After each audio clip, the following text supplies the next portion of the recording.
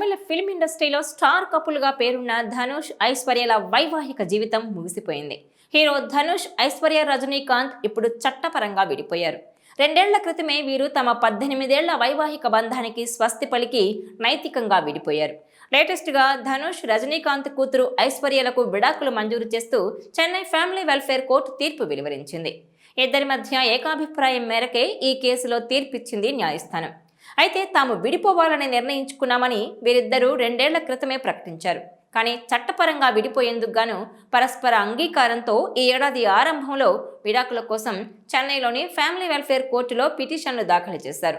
పలుమార్లు ఈ కేసు విచారణకు రాగా ఇద్దరు కోర్టు వాయిదాలకు హాజరు కాలేదు. దీంతో ధనుష్ ఐశ్వర్య విడాకుల విషయంలో వెనక్కి తగ్గినట్టు వార్తలొచ్చాయి. కానీ కొన్ని రోజుల క్రితం వేర్వేరుగా వీరిద్దరూ కోర్టుకు వెళ్లి కొన్నేళ్లుగా మేమిద్దరం విడిపోయి ఉంటున్నామని, విడాకులు తీసుకోవాలనే దృఢ నిశ్చయంతోనే ఉన్నామని తెలిపారు.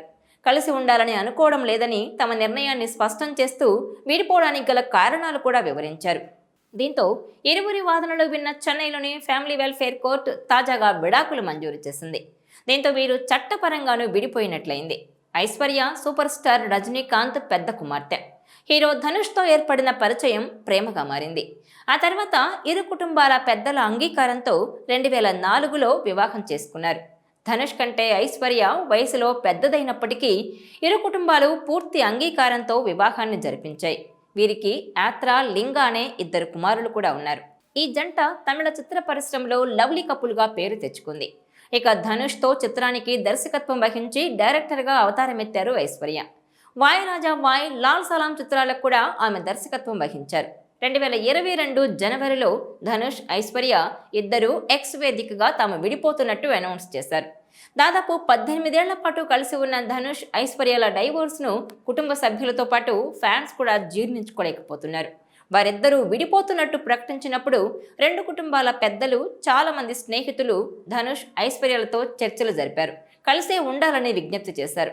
అయితే ఇద్దరూ విడిపోవాలని నిర్ణయించుకున్నారు. ఈ పరిస్థితిలో 2004లో జరిగిన వివాహాన్ని రద్దు చేయాలంటూ చెన్నై ఫ్యామిలీ కోర్టులో కేసు వేశారు. దీంతో తమిళ చిత్ర పరిశ్రమ ఒక్కసారిగా షాక్ అయింది. అయితే చెన్నై ఫ్యామిలీ కోర్టులో విడాకులకు సంబంధించిన కేసు నడుస్తుండగా 2 కొడుకులకు సంబంధించిన విషయాల్లో మాత్రమే ధనుష్ ఐశ్వర్య కలిసి పాల్గొన్నారు. ఇక 2 ఏళ్ల క్రితం తాము విడిపోవాలని నిర్ణయించుకున్న ఈ జంట తాజాగా న్యాయస్థానాన్ని ఆశ్రయించి చట్టపరంగా విడాకులు తీసుకున్నారు. ఇరు వర్గాల వాదనలు విన్న న్యాయమూర్తి తాజాగా విడాకులు తీసుకోవాలని ఆదేశించారు. అయితే 2 ఏళ్ల క్రితం విడాకుల ప్రకటన తర్వాత డిప్రెషన్లో ఉన్న ఐశ్వర్య రజనీకాంత్ దాని నుంచి బయటపడేందుకు మళ్లీ దర్శకత్వం వైపు దృష్టి సారించింది. అలా ఈ ఏడాది లాల్ సలాం సినిమా విడుదలైంది. ఇందులో రజనీకాంత్ అతిథి పాత్రలో కనిపించారు. అలాగే తన కూతురు విడాకుల విషయంలో రజనీకాంత్ కాస్త అసంతృప్తిగా ఉన్నారని వార్తలు వస్తున్నాయి.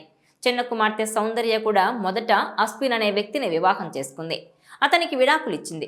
ఆ తర్వాత విశాఖను సెకండ్ మ్యారేజ్ చేసుకుంది. వీరి వివాహం 2019లో జరిగింది. మరి ఐశ్వర్య కూడా సోదరి బాటలోనే రెండో పెళ్లి చేసుకుంటుందా లేదా అన్నది తెలియాల్సి ఉంది.